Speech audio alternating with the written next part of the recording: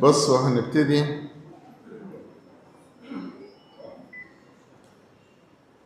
باسم الآب والابن والروح القدس الإله الواحد آمين.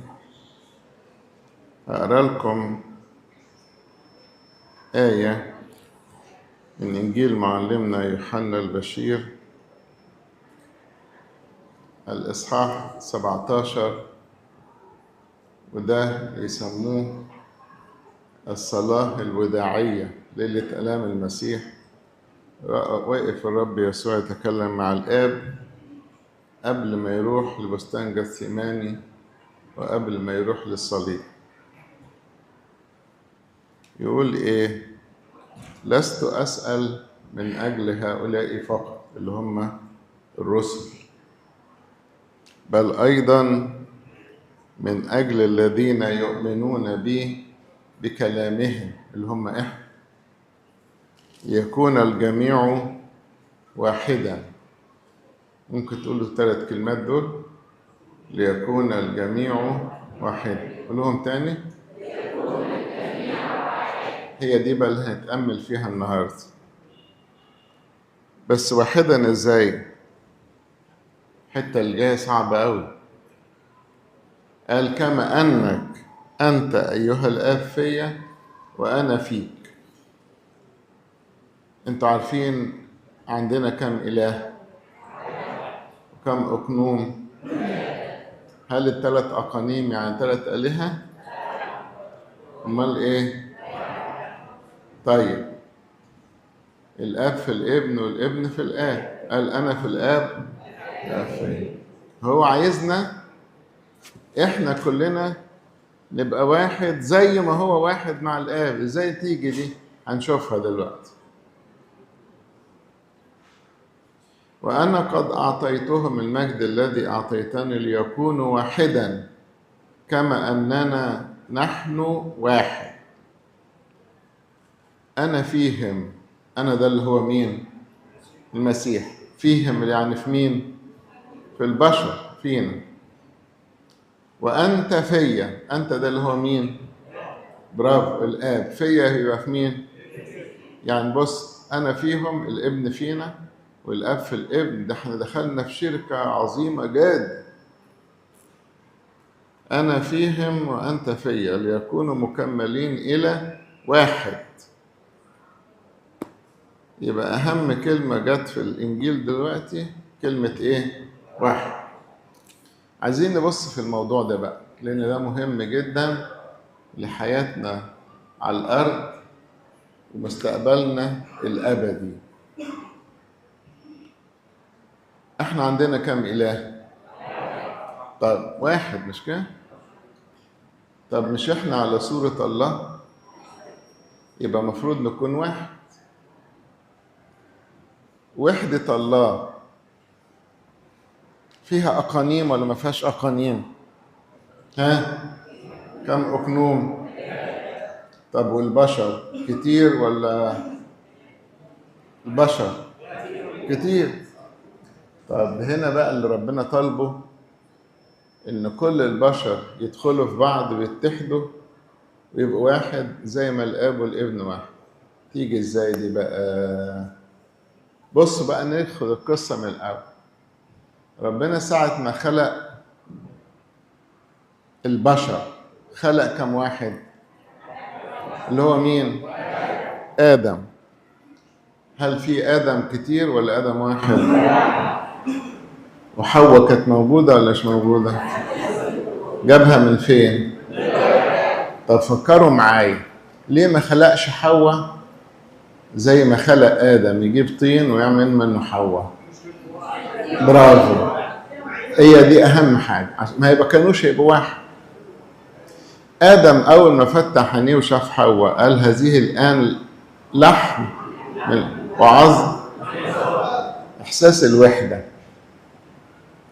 لأن هم صورة الله، وكان مفترض آدم وحواء يخلفوا عيال كتير ويظلوا برضو إحساس واحد، كلنا واحد. لكن الإحساس ده تاه بسبب الخطية. الخطية خلت آدم وحواء يشعروا انهم غرباء. والخطة بتاعت ربنا ان يكون الجميع واحدا بقت ايه؟ مش ماشية بسبب سقوط آدم. طب ايه رأيكم لما يكون ربنا عنده خطة تتنفذ ولا تبوظ؟ لازم ينفع تبوظ. هو مين بوظها؟ الشيطان وإرادة الإنسان. ربنا يستسلم؟ قال خلاص أنا هعمل حاجة خلي بيها مرة تاني البشر يرجعوا واحد. بس أنا هقول عبارة وأنتوا تكملوها. بدل ما يكونوا واحد في آدم هيبقوا واحد في برافو. قولوها تاني. بدل ما يكونوا واحد في آدم هيبقوا واحد في المسيح. طيب الوحدة في المسيح دي بالعافية ولا في دور للإنسان؟ أكيد عارفين لو بالعافية كان هيبقى من الأول ربنا مش هيسمح إن آدم يغلط. لكن ربنا من جماله ادانا عقل وادانا حرية. وده اللي بيفسر ليه الناس بتغلط، وليه الناس فيه ملحدين، وليه فيه ديانات كتيرة، وليه فيه طوائف كتيرة، وفي ناس ماشية على مزاجها. الحرية. طب سؤال، الحرية دي نعمة ولا نقمة؟ نعمة. بس زي كل النعم ممكن تستخدم غلط. هل الله لما يدينا نعمة يندم وياخدها تاني؟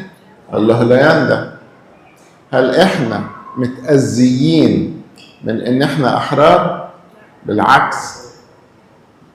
هل كان هيبقى شيء له طعم لو كنا بنطيع ربنا بدون ارادتنا؟ لا طبعا. ده جمال الطاعة ان تكون بالارادة.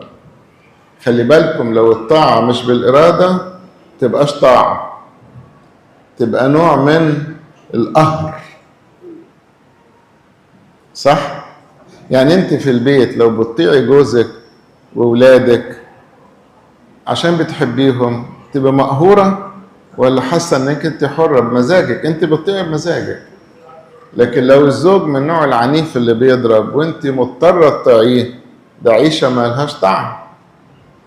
هل ربنا يجبرنا على طاعته؟ لا. هل ربنا يجبرنا على تنفيذ خطته؟ لا. طب هو كانت خطته يكون آدم وكل ولاده واحد، ما نشعرش إطلاقا بالغربة. عارفين هنط في الكلام وهرجع تاني. عارفين زي إيه؟ إن إحنا دلوقتي في الكنيسة ما نحسش بالغربة. أنا أول مرة أجي كنيسة مرجرجس المنيب كان حاسس في وسط أهلي ولا إيه؟ مين مجمعنا؟ مسيح. تخيلوا بقى الحكاية دي كانت مفروض تكون كل البشر، ما كانش بقى يبقى فيه ديانات كتيرة ولا فيه أفكار كتيرة وكلهم واحد في آدم. يا ريتك يا آدم ما غلطتش. بس ربنا عنده الحلول. لما آدم غلط هو جه وعمل نفسه آدم جديد اسمه آدم الإيه؟ ثاني. طب آدم الأولاني كان ممكن تبوظ القصة معاه. آدم الثاني ممكن؟ لا يمكن. لأنه مين؟ الله. الله الذي صار إنسان وأخذ مكان آدم الأول، بقى هو آدم الثاني وبقى هو كبير العيلة. بس هنا بقى في حتة مهمة. عشان تدخل العيلة بتاعت المسيح لازم يكون بإرادتك مش غصب عنك. هقول أول الآية أليكوا تقروها. أما الذين قبلوه أي المؤمنون باسمه الذين ولدوا ليس من دم مشيئة جسد ولا مشيئة بل من الله. هنا الذين قبلوا. كان في الأول مفروض كل البشر يكون واحد في آدم، لو آدم لم يعصي وصية الله. العصيان سبب ان طبيعة آدم تبوظ، يسموها فساد الطبيعة. وفساد الطبيعة يخلي الناس ما يعرفوش يتحدوا ببعض، دايما في خناقات وصراعات من أيام قايين وهابيل. صح؟ يعني حاجة عجيبة. شوف الكرة الأرضية اللي عليها دلوقتي 7 مليار من البشر، كان عليها آدم وحواء وقايين وهابيل، مش واسعاهم، مش سيعاهم، بسبب فساد الطبيعة. عارفين لو طبيعتهم حلوة يعيشوا مع بعض حلوين. لغاية النهاردة يا جماعة تلاقي مثلا في بيت عيلة عمارة ساكنين كلهم ياكلوا مع بعض ويلعبوا مع بعض ويهزروا مع بعض ويشتغلوا مع بعض، الدنيا سمنة على عسل ومفيش أي مشاكل. فجأة يطلع واحد سوسة يبوظ الإيه؟ صح؟ ده فساد الطبيعة. لكن لو مفيش فساد الطبيعة نعيش مع بعض حلوين. وبرضو إيه، قبل هنط وارجع تاني، أي حد فينا يعيش بسلام مع الناس يعرف إنه ماشي صح. أي حد فينا عنده خصومات كتيرة وده زعلان مع ده ومتخاصم مع ده ومقموص من ده ومش مستحمل ده، تعرف إن جوه في حاجة غلط.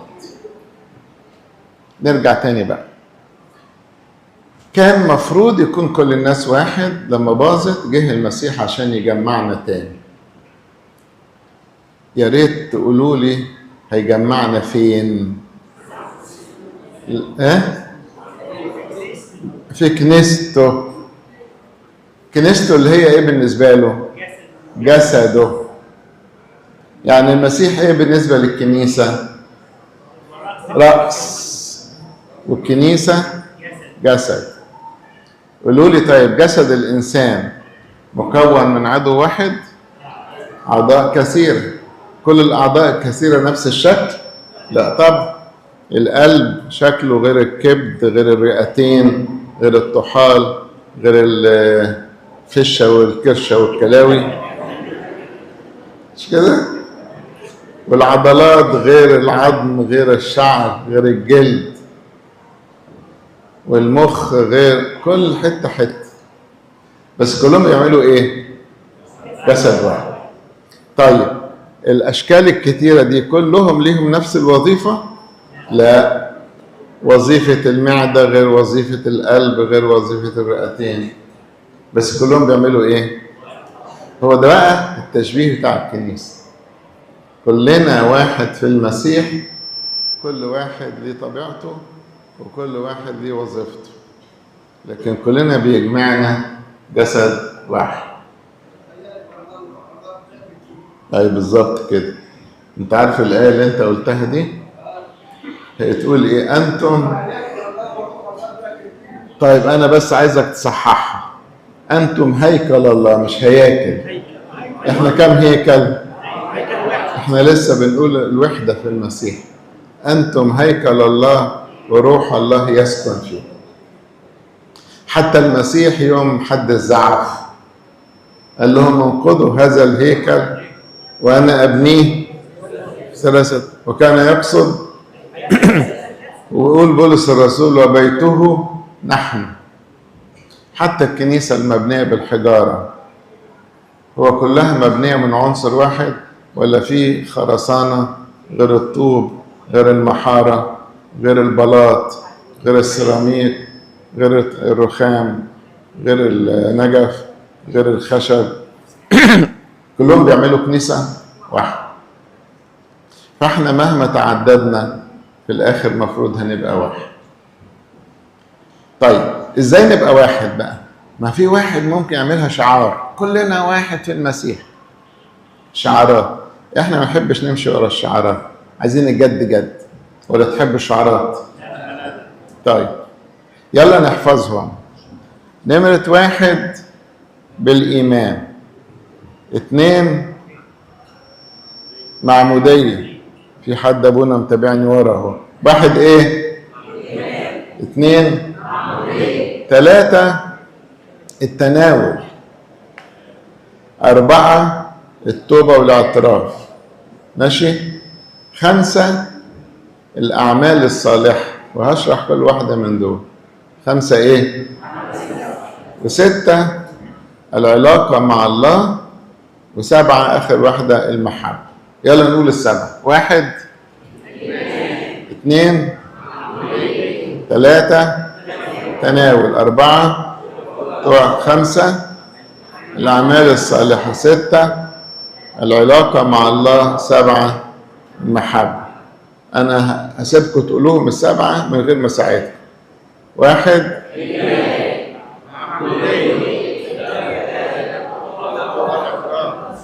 الأعمال الصالحة، العلاقة مع الله، المحبة. برافو. يلا نمسكهم واحد واحد. أول نقطة إيه؟ هو ممكن ندخل عند ربنا وإحنا ما عندناش إيمان؟ ده الأساس. يقول لك بدون إيمان لا يمكن إرضاء. طيب أي نوع من الإيمان؟ أي نوع؟ لا، الإيمان المظبوط. زي ما بنقول في صلاة باكر رب واحد. عشان كده أبائنا كانوا فاهمين لو الإيمان انحرف بيطلعني بره المسيح. لازم الإيمان يكون إيمان مستقيم زي ما قالوا المسيح وزي ما كرز به الرسل وزي ما حفظوه الآباء. هو ما يتغيرش. طب لو حد غير في الإيمان يبقى ملناش صالح بيه. واحد مغير في الإيمان يقول كلنا واحد في المسيح، أقول له صلح إيمانك وتعالى لنا.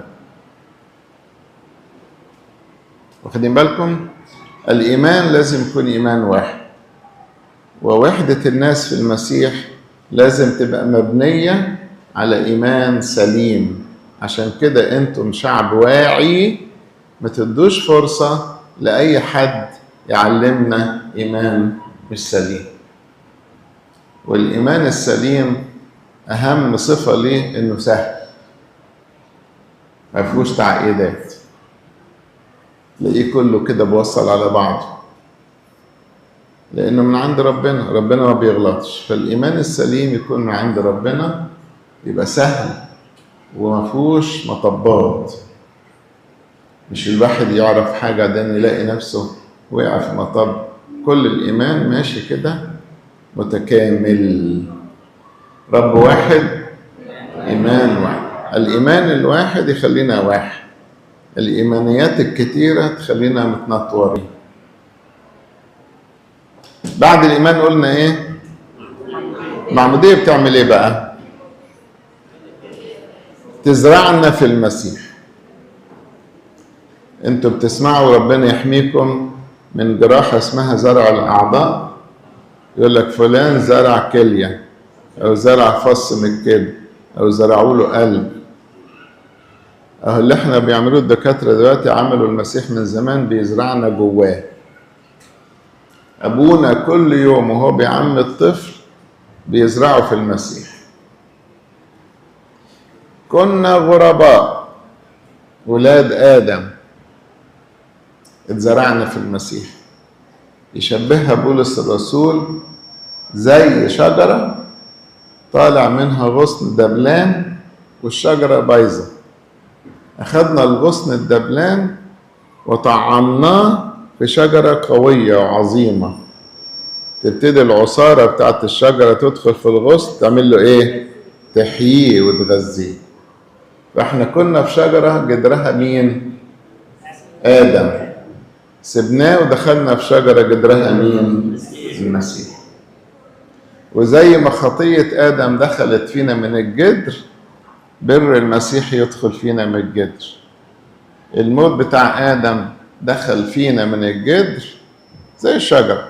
حياة المسيح تدخل فينا من الجدر. يا بخت اللي ساب آدم ودخل في المسيح. عشان كده الآية اللي قلناها من شوية هتقولوها تاني. أما الذين قبلوه أعطاهم سلطان أن يصيروا أولاد مين؟ ادي الشجرة الجديدة. الذين ولدوا ليس من دم ومشيئة رجل مشيئة جسد، الشجرة الايه؟ القديمة اليابسة. كل واحد بيتولد من بابا وماما لسه تبع شجرة آدم. يوم المعمودية بنبقى تبع شجرة المسيح. حتى دي موجودة في صلوات المعمودية. أبونا هو بيدهن بزيت الغالي لون يقول اغرسوا غصنا حيا في شجرة الزيتون اللذيذة اللي هي الكنيسة، اللي هي جسد المسيح. خلي بالكم، الإيمان جابني من بعيد قربني للمسيح. المعمودية دخلتني في المسيح. عرفتوا الفرق بين الاثنين؟ طب لو واحد آمن بالمسيح ولسه ما تعمدش بنسميه ايه؟ أيوة، موعوظ. اسمه ايه؟ اللي هو فاكرين كلمة قداس الموعوظين. الموعوظ ده هو إنسان آمن بالمسيح بس لسه ما تعمدش. طيب ده يبقى عضو في المسيح؟ لسه. امتى يبقى عضو؟ لما يتعامل، يتغرس في المسيح، يتطعم في الشجرة. طب هسأل سؤال، لو الغصن اللي اتطعم في الشجرة العصارة ما وصلتلوش يحصل له ايه؟ يموت. طب نوصل العصارة ازاي؟ التناول. يبقى ده ثالث حاجة. أول حاجة إيه؟ الإيمان. الثانية والثالثة بيعمل التناول بقى. عصارة المسيح تدخل جواي. انتوا بتلاحظوا أبونا يوم ما بيعمد نفس اليوم لازم الواحد يتناول. واخدين بالكم؟ عشان العصارة تجري بقى. جسد الرب ودمه، من يأكل جسدي ويشرب دمي يثبت فيا وأنا فيه. ويقول من يأكلني يحيا بي. أحيا لا أنا، برافو. ليا الحياة هي هو حياتنا كلنا. طيب إيه رأيكم بقى لما أكون أنا متحد بالمسيح في المعمودية والتناول، وحضرتك وحضرتك، يبقى احنا كلنا بقينا فين؟ في المسيح. هذا الاتحاد. لو جه واحد لا يؤمن بإيماننا ولا تعمد معموديتنا ولا بيؤمن ان ده جسد حي ودم حي، يقول لي كلنا واحد في المسيح، اقول له بأمارة ايه؟ يا ريت تعالى تعالى تعالى خد ايماننا، خد معموديتنا وتناول معانا، نبقى واحد في المسيح. لكن ما نضحكش على بعض. احنا نتمنى يا ريت كل الناس تعرف المسيح، يا ريت ليأتي ملكوتك يا رب. يا ريت كل واحد يعرف المسيح زي ما احنا عرفناه ودقناه. المذاقة اللي عندنا ما فيش زيها. احساسنا بالمسيح وحلاوته ومذاقته فيش زيها. في ناس بتهيص على الفاضي، لكن احنا ايماننا كنيستنا جميلة، ركزت معانا في المسيح بطريقة جميلة. طيب انا امنت بالمسيح واعتمدت باسمه وبتناول. التناول بيثبتني. قلنا الايمان جابني من بعيد قربني. المعمودية ايه؟ دخلتني. والتناول عمل ايه؟ ثبتني. قولهم الثلاث حاجات دول. ايمان عمل ايه؟ قربني. المعمودية دخلتني. والتناول ثبتني. سؤال بقى، ممكن واحد مؤمن بالمسيح ومتعمد وبيتناول كل يوم حتى وما يغلطش خالص؟ بنغلط. الواقع بيقول ان احنا بنغلط. طب هل يليق ان احنا نبقى اعضاء في جسد المسيح ومليانين بالخطية؟ لا يليق. طب نعمل ايه؟ ادي النقطة رقم 4، التوبة والاعتراف. خلي بالكم،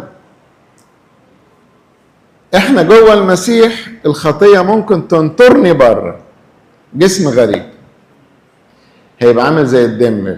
بعد عنكم كده، الواحد لو دخل في ايده شوكة، حتة شظية خشب، وهو مش عارف يطلعها وسابها، تلاقيها تاني يوم عملت صديد، صح؟ وبعدين نفتح نطلع الصديد ونطلع الخشب. هو ده التوبة. نفتح دي هو التوبة. التوبة والاعتراف. عارفين ايه الفرق بين الكلمتين دول؟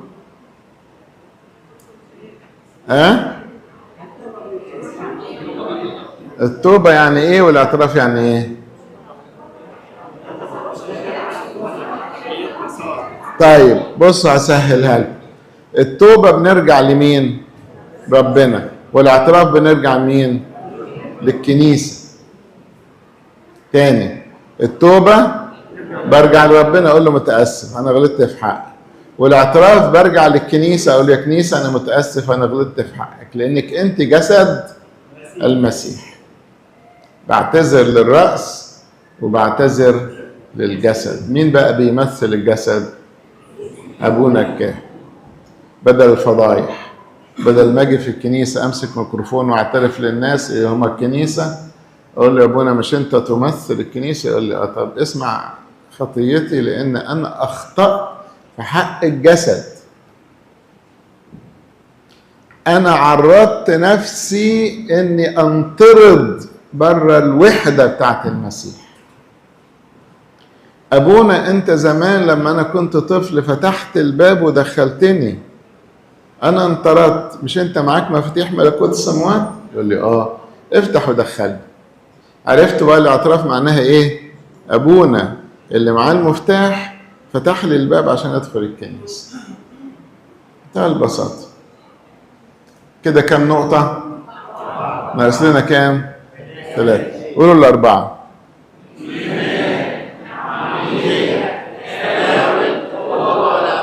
الإيمان عمل إيه؟ قربني، والمعمودية دخلتني، والتناول والتوبة والاعتراف حموني من الطرد. أنا غلطان خلاص، بدل ما انطرد برجع تاني أدخل في ربنا. نمرة 5 كنا قلنا إيه؟ طب إيه علاقة الأعمال الصالحة بالقصة بتاعتنا؟ أسألكم سؤال. مين اتقال عنه كان يقول يصنع خيرا؟ طب إحنا بنقرب إيه للمسيح؟ جسده وأعضاؤه، ولاده طبعا، بس إحنا جسده. طيب إزاي أكون أنا عضو فيه وهو يقول يصنع خير وأنا بقول أنا ملياش دعوة بحد؟ عرفتوا بقى إيه أهمية الأعمال الصالحة؟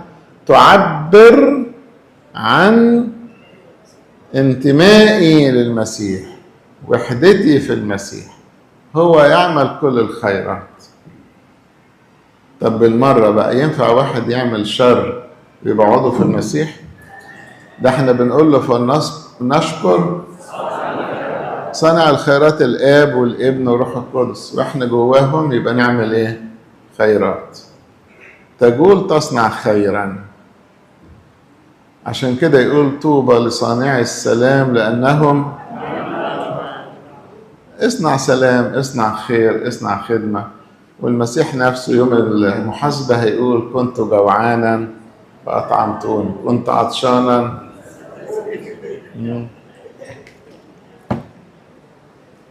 يعني الأخ أو الأخت اللي جاب المية دول عملوا حاجة حلوة. لازم نعمل خير في الناس، ولازم نساعد الكل، لأن المسيح عمل كده. وطبعا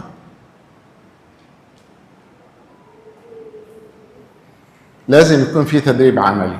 ما يعديش عليك يوم إلا ما تكون عملت حاجة عدلة، حاجة حلوة، حاجة كويسة.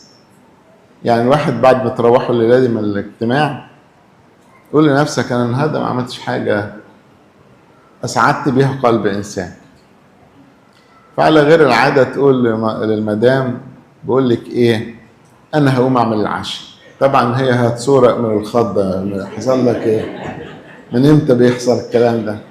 يقول لها أصل أنا مش هنام غير لما أكون عملت حاجة كويسة. ماشي؟ لازم نخدم بعض، ولازم نعمل خير، وهيكون ده المعيار بتاع انت فعلا في المسيح ولا بتضحك على نفسك. ماشي؟ طيب كده كم حاجة؟ 1 عمل الإيمان، قربني. 2 عملت ايه؟ 3 عملية تناول. طب 4 عملية طوبى الاطراف حمتني. 5 عملت ايه الاعمال الصالحة؟ ده البرهان ان انا في المسيح. 6 هيبقى ايه بقى؟ ها؟ العلاقة مع المسيح. هو معقول اكون عضو في المسيح وما بتكلمش معاه خالص؟ بس خلي بالكم، ده ايه ده؟ كم ضلع؟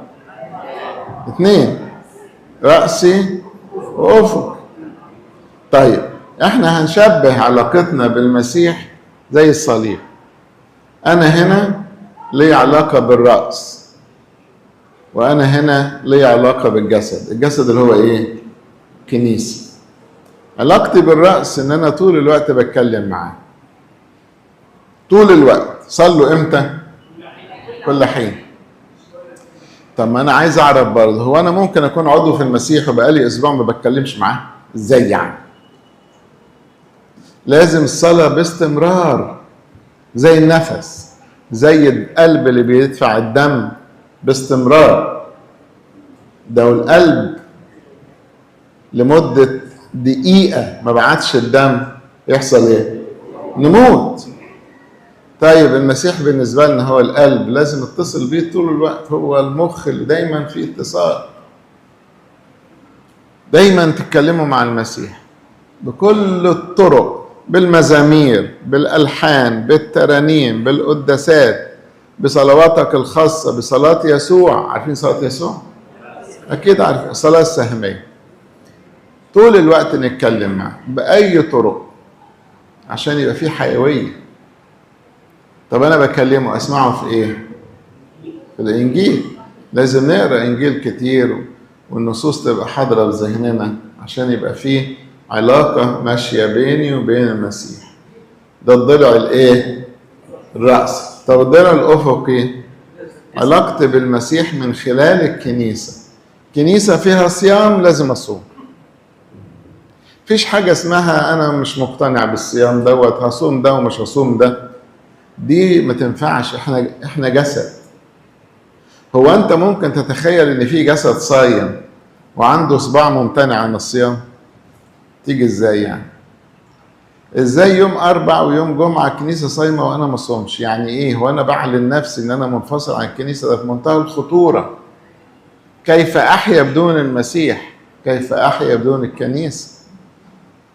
خلي بالكم، ربنا مش فارق معاه ناكل لحمة ولا عدس، لكن فارق معاه ان احنا مع بعض ولا كل واحد على دماغه. العيد عيد والصيام صيام والبسخة بسخة وكياك كياك. مع الكنيسة باندماج وابقى واعي. اللحن ده كياكي، اللحن ده شعانيني، اللحن ده فرايح، اللحن ده سنوي، اللحن ده حزيني. ليه؟ لان احنا مش غرباء. احنا عندنا الكنيسة ما فيهاش كورال اثناء القداس، لكن فيها شعب. يقول الكاهن، يقول الشماس، يقول الشعب. كل الالحان دي بتاعت الشعب مش بتاعت الشمامسه. مردات الشماس بتاعت الهيكل. الشمامسه اللي لابسين دلوقتي دول عشان يقودوا الشعب في الالحان بتاعت الشعب. لازم كل واحد فينا يكون مندمج في الكنيسه عشان تبقى واحد في المسيح. لكن لو كل واحد على مزاجه وكل واحد على دماغه وكل واحد بطريقته، ازاي نسمي نفسنا جسد ونسمي نفسنا واحد في المسيح؟ كده خدنا كم نقطة؟ أو واحد كانت إيه؟ ما أنا مش عايزكم تنسوها. ده أنت هتنام بالليل تقول 1 الإيمان، 2 المعمودية. قولوا تاني. عمل إيه الإيمان؟ قربني. 2 دخلتني في المسيح. 3 تناول ثبتني في المسيح. طوبى الاعتراف حمتني من الانحراف. 5 خدمة الآخرين بتبرهن إن أنا عضو حي في المسيح. يعني أنا دلوقتي لو كل جسمي عمال بيساعد ويخدم وإيدي دي عاملة كده تبقى مشلولة. طب عايز اعرفكم ان ايدي مش مشلوله، تشتغل. يلا اشتغل بقى، ورينا شطارتك، اشتغل، اعمل خدمات. ونمرة 6 كانت ايه؟ العلاقة مع المسيح بيني وبينه وبيني وبينه من خلال الكنيسة. افتكروا المنظر ده اللي ما يتنسيش. بيني وبين ربنا ده اسمه المخدع، وبيني وبين ربنا من خلال الكنيسة اسمه الليتورجية. نصلي مع بعض ليتورجية. عارفين الكلمة دي؟ ايه الليتورجية؟ القداس والعشية والتسبيحة والبسخة كل حاجة بنصليها مع بعض. ومش بس الصلوات، الحياة كلها. ده عندنا جدودنا عشان كانوا فاهمين الكلام اللي أنا بقوله من غير ما يتشرح، عملوا حاجات كده إحنا بنعملها دلوقتي وأحيانا بقى مش فاهمين ليه. وأحيانا الناس تفسرها تفاسير لاهوتية وهي مش محتاجة. ليه ليه في عيد الغطاس ناكل قلقاس؟ ملاش أي سبب غير ان احنا عايزين نقول احنا كلنا عيله واحده. من اسكندريه لاسوان بناكل في حله واحده. واخدين بالكم؟ يعني دي تعبير الاباء. ليه في الناروز كلنا ناكل بلح وجوافه؟ اي تفاسير تانية هي مجرد كلنا بنشترك في اكله واحده. وكانوا زمان مش عارف الصعايده يسموا عيد الرسل عيد الديوك. عارفين كده؟ كانوا ياكلوا فيه ديوك. ملهاش اي سبب لاهوتي، لكن سبب اننا نقول احنا عايشين حياة مشتركة حتى في الاكل، اكل والصيام.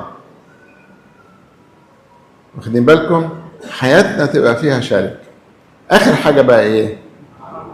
عارفين كل ال6 دول لو مفيش محبة اضرب في 0. عشان كده قالك لو كان ليا كل الايمان حتى انقل الجبال وليست لي محبة فلست شيء. محبة لمين بقى؟ للكل. طب والناس اللي هم مش معانا في وحدة الكنيسة دول نحبهم ولا نكرههم؟ نحبهم بجد. طب وأعدائنا؟ طب واللي بيحارب الكنيسة؟ مفيش عندنا عداوة لحد ولا كراهية لحد. وأنا عايزكم تكونوا ناصحين، لا نتنازل عن إيماننا ولا نتنازل عن محبتنا. بحبك لكن أنا مختلف معك، بس أنا بحبك. تعرفوا الحكاية دي تعملوها؟ أصل في ناس إيه عندهم حاجة من 2: إما نحب الناس فتبقى خلطبيطة، إيمانه زي إيماني وكلنا واحد في المسيح، وبعدين يجي واحد زي حالاتي يقول لك لا الإيمان، يقول لك شوف متعصب متشدد ما بيحبش الناس، ما يحبش الآخر، مفكر نفسه بس هو اللي عارف، هو بس يدخل السماء والباقيين لا. تقول له ايه في ايه؟ احنا بنحب الناس لكن مش بنتفق في الإيمان الغلط. مش من حقنا ولا ايه؟ نقف كده واقفة نقول لا الإيمان ده أنا ما أقبلوش، بس أنا أقبلك أنت كشخص صديقي وجاري وحبيبي. نتعامل مع بعض ونسلم على بعض وناكل مع بعض، بس نبقى فاهمين إن إحنا مختلفين، ما نضحكش على بعض. موضوع الإيمان لازم فيه وحدة الإيمان، لكن فيما إحنا لسه بنسعى لوحدة الإيمان بنحب الناس، نتقابل معاهم ونقعد ناكل ونشرب ونتصور وكل حاجة. في بعض الشباب لما يلاقي كده مجموعة ناس من الطوائف بيتصوروا مع بعض يقول لك حاجة من 2: دول باعوا الإيمان، أو يقول منافقين. ادي يا عم اللي كان بيشرح الإيمان واقف مع واحد، هو أنت عشان أنا بشرح الإيمان مش عايز نسلم على واحد بروستانتي واخده بالحضن؟ هو ده أخلاق المسيح إن أنا أكره الناس؟ نحب كل الناس لكن نبقى واخدين بالنا إن في تمايز في الإيمان، ده غير ده. محبتي للناس مش معناها أقبل أفكارهم، وعدم قبول أفكارهم مش معناها إن أنا بكرههم. وصلت؟ أول المحبة تتجه ناحية الله، وبعدين تتجه ناحية الآخر، وبعدين تتجه ناحية نفسه. هو المفروض الإنسان يحب نفسه؟ إيه ولا لأ؟ ولا لأ؟ ده إيه؟ الواحد لازم يحب نفسه. ده ربنا لما عرفنا نحب الناس قال تحب قريبك كنفسك. ومعلمنا بولس لما بيقول للراجل ازاي يحب مراته قال زي جسده، لأنه لم يبغض أحد جسده قط بل يقوته ويربيه. زي ما احنا بنحب أجسادنا وبنحب أرواحنا، عارفين الإنسان يحب نفسه يعني إيه؟ خايف إني ما أروحش السما. أدي محب، خايف على صحتي من حق. فالواحد يحب نفسه ويحب الناس ويحب ربنا. ده اللي ما يحبش نفسه مش عارف يحب الآخرين. يلا أنا خلصت، ممكن نراجع الكلام عشان تروحوا البيت تقولوه. إحنا كل الهدف إيه؟ نبقى واحد في المسيح. إزاي؟ بالإيمان. الإيمان يعمل إيه؟ يقربنا. 2 تدخلني في المسيح. 3 جسد والدم يثبتني في المسيح. 4 توبة والاعتراف يحميني من الانحراف. 5 أعمال الصالحة تبرهن إن أنا عضو في المسيح. 6 العلاقة مع المسيح علامة إن في حيوية. العلاقة مع المسيح ليها اتجاهين، اتجاه بيني وبين ربنا لوحدينا محدش دريان بيا، واتجاه داخل الكنيسة. بصلي لوحدي وبصلي معاكم، بصوم لوحدي وبصوم معاكم، أقرأ كتاب مقدس لوحدي وبنقرأ مع بعض في القطمارس. خدين بالكم؟ أقعد مع المسيح في المخدع ومع المسيح في الكنيسة. وآخر حاجة إيه؟ المحبة. محبة لله، محبة لكل الناس، محبة لنفسي إن أنا أبقى خايف على أبديتي، خايف على نفسي. ربنا يبارك حياتكم. لإلهنا المجد الدائم إلى الأبد.